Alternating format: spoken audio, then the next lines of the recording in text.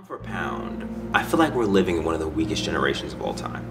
And let me explain to you why I feel like that.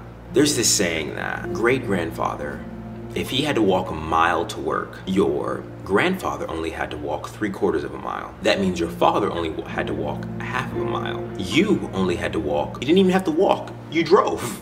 You just went out and drove. Your great-grandfather was a warrior.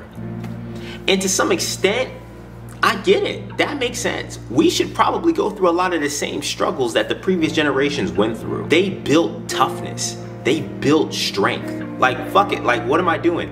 The instant gratification is killing us. I really feel like the instant gratification is killing us.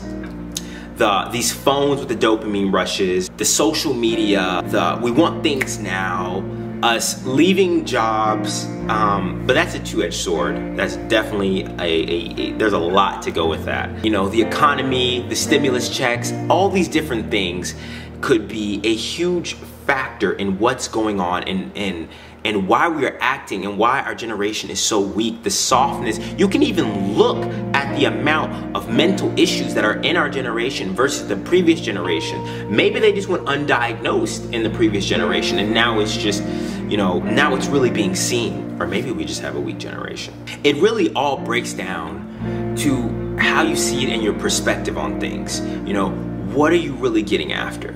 What are you really looking for? How do you want to, I mean, you can construe a graph to show you what you really want, but I actually am seriously interested in worry. I'm worried about this generation coming up right now. Like, how are they gonna act? Are they gonna be tough? As we always know, at the end of that story, the cycle repeats itself. One of the sons eventually has to walk a mile back to work.